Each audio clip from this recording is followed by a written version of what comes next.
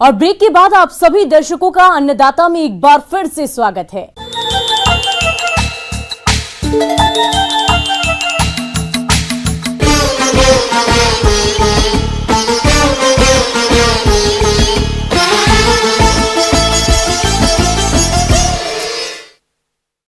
प्रदेश के कई किसान हाईटेक तकनीक से खेती कर अच्छा खासा मुनाफा कमा रहे हैं। इसके तहत आज हम आपको मिलवाने जा रहे हैं गांव हेसातू जिला रांची के सफल फूल उत्पादक युवा किसान धर्म प्रकाश शरण से, जो पॉली हाउस में जरबेरा और डच रोज की खेती कर सालाना लाखों की आमदनी कर रहे हैं। तो चलिए जानते हैं इनकी सफलता की कहानी।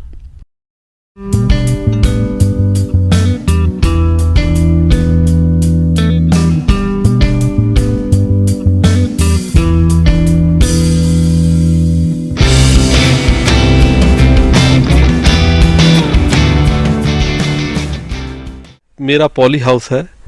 आरंभ में मैं सेंट जेवियर कॉलेज से मैंने ग्रेजुएशन किया है हिस्ट्री ऑनर्स में, और इसके बाद आफ्टर ग्रेजुएशन मैंने फिर यूपीएससी की तैयारी की। वहाँ पे नहीं होने की वजह से फिर मैं यहाँ पे आया और घर में लोगों के साथ विचार विमर्श हुआ, तो हम लोगों ने फिर सोचा कि हम लोग फ्लोरिकल्चर की ओर जाएं, और हम लोगों ने फ्लोरिकल्चर के लिए तैयारी की। और इस समय मेरे पास जो टोटल जो एरिया है, जो ज़मीन है, वो करीब 5 एकड़ का है। और इसमें इस 5 एकड़ में मेरे पास 3 पॉली हाउस बने हुए हैं, और हर पॉली हाउस जो है 4-4 हजार स्क्वायर फीट का है। फूलों की खेती ने आज कई किसानों की जिंदगी बदल दी है। फूल तो अनेक तरह के होते हैं, लेकिन यहाँ हम ऐसे फूलों की बात कर रहे हैं जिनकी बाजार में अधिक मांग रहती है, जिसमें जरबेरा और डच गुलाब बेहतरीन फूलों में आते हैं। धर्म प्रकाश अपने 5 एकड़ फार्म पर इन्हीं फूलों का उत्पादन कर रहे हैं, जिससे साल में करोड़ों का टर्नओवर हो रहा है। मैं इस समय जहाँ पे खड़ा हूँ, ये जरबेरा का पॉली हाउस है, और यहाँ पे करीब 20,000 पौधे लगे हुए हैं जरबेरा का। मेरे पास जो जरबेरा है वो डिफरेंट कलर के हैं। उसमें पिंक है, येलो है, ऑरेंज है, रेड है, वाइट है। उसके अलग अलग नाम भी हैं, अलग अलग वेराइटी है। जैसे वाइट जो है उसमें मेरे पास ब्रेक डांस है, पिंक कलर जो है वो पिटाली है, और हाइमी सोकी है, ऑरेंज लीविया है। ये वेराइटी है। ऐसे इसके अलावा और भी डिफरेंट वेराइटी के जरबेरा होते हैं। हमारा जो जरबेरा है उसका डायमीटर जो है करीब 12 से 14 सेंटीमीटर के आसपास में है। ये 12 और 14 मैंने इसलिए बोला क्योंकि जब गर्मी आता है तो उस समय इसका डायमीटर घटता है, और ठंड जब आता है तो इसका डायमीटर बढ़ता है। और मेरे फूल का क्वालिटी जो है बहुत बढ़िया है, जिस कारण से इसका मार्केट में डिमांड भी है। जरबेरा की फसल एक बार लगने के बाद 3 साल तक उपज देती है, और प्रति वर्ग मीटर एरिया में लगभग 6 से 8 पौधे लगते हैं। 6 से 8 पौधों से साल में लगभग 150 से 175 पुष्प डंडियों का उत्पादन होता है। प्रति एकड़ से प्रति वर्ष लगभग 6 लाख पुष्प डंडियों का उत्पादन होता है, और एक पुष्प डंडी औसतन 5 रुपए में बिकती है, जिससे साल में 1 एकड़ यानी 4000 वर्ग मीटर से लगभग 30 लाख रुपए की आय होती है। इन्होंने डच गुलाब भी लगाया है, इससे भी प्रति एकड़ 20 से 22 लाख रुपए की आमदनी ले रहे हैं। तो यहाँ पे जरबेरा जो है मेरा पर डे करीब 2000 फूल टूट रहा है, और रोज जो है 4 से 5 हजार के आसपास टूट रहा है। और फूल का व्यापार में एक चीज़ है क्या कि यहाँ पे रेट निश्चित नहीं रहता है, ये अप डाउन होता है। हम जैसे अभी जरबेरा जो है ऑफ सीजन में हम लोग 3 रुपये तक चला जाता है, लेकिन पीक सीजन जब आता है तो वो धीरे धीरे बढ़ते हुए 12 से 13 रुपया या 14 रुपया तक भी पहुंच जाता है। अभी तो मार्केट जैसे उठा हुआ है ना, तो ये चल रहा है 90 रुपये बंडल चल रहा है। और रोज़ जो है 200 रुपया, आज का रेट जो है 200 रुपया बंडल चल रहा है। जरबेरा में आपका जो है 10 होता है, 10 फ्लावर होते हैं एक बंडल में, और रोज़ में 20 होते हैं।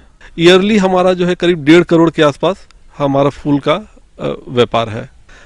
जिस तरीके से हमने सेल की बात की, तो हम सालाना जो है करीब 1.5 करोड़ का हमारा ट्रांजैक्शन है। और सारे जो खर्च है, हमें काम करने के दौरान ये भी चीज़ होता है कि हमारा एक्सपेंस कैसे कम हो, क्योंकि इसके लिए भी क्या है कि मार्केट एनालिसिस होना बहुत ज़रूरी है।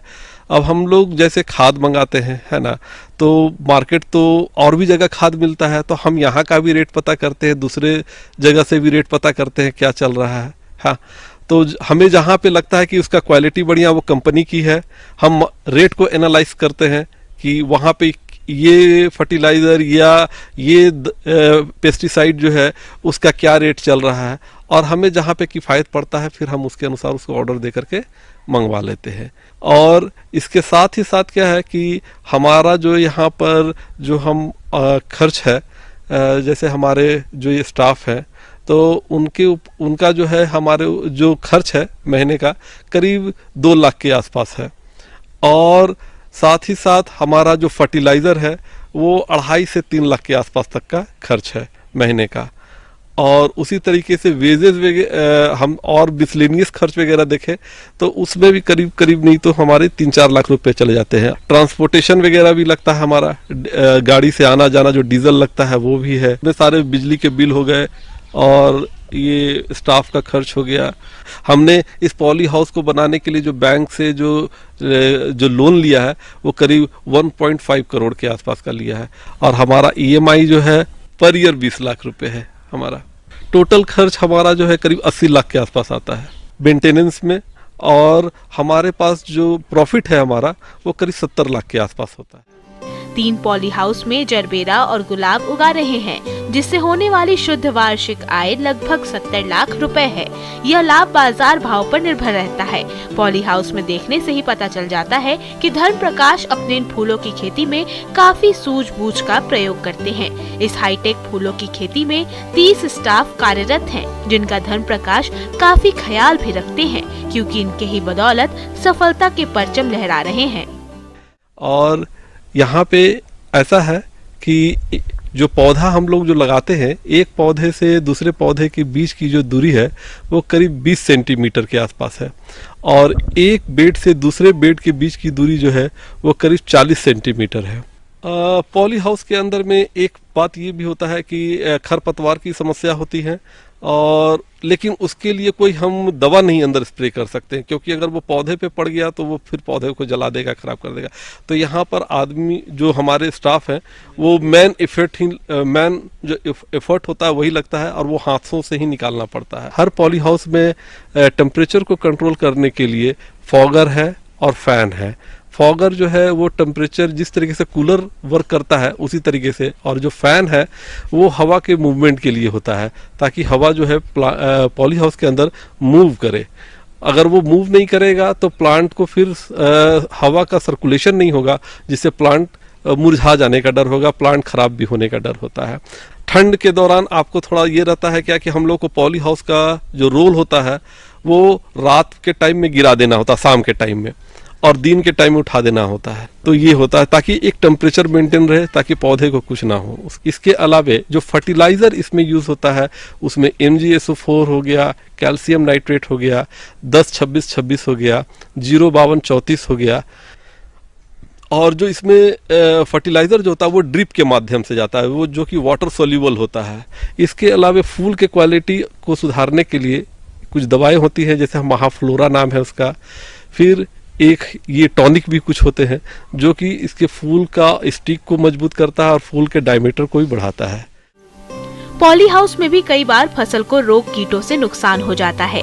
अगर इनका प्रकोप अधिक हो गया तो उपज में कमी आ सकती है। इसलिए उपज पर रोग कीटों के कारण असर ना हो, इसके लिए समय से इनके नियंत्रण के उपाय अपनाते रहें।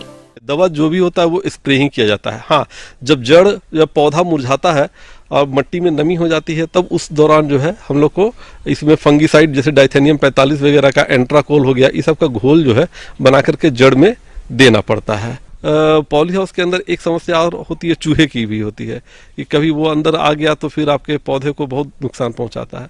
तो उसके लिए भी है क्या कि जो जिंक ऑक्साइड वगैरह होता है वो दवा जो रैट किलर जो होते हैं उनका इस्तेमाल करते हैं टमाटर वगैरह में दे करके, या तो आप फिर चूहेदानी लगा के रखिए, उससे वो फंस सकते हैं। तो ये सारी चीजें इनका प्रबंधन इस तरीके से किया जाता है। आगे और भी है खेती बाड़ी से जुड़ी बहुत सी रोचक जानकारियां। कहीं नहीं जाइएगा, रुकेंगे एक छोटे से ब्रेक के लिए।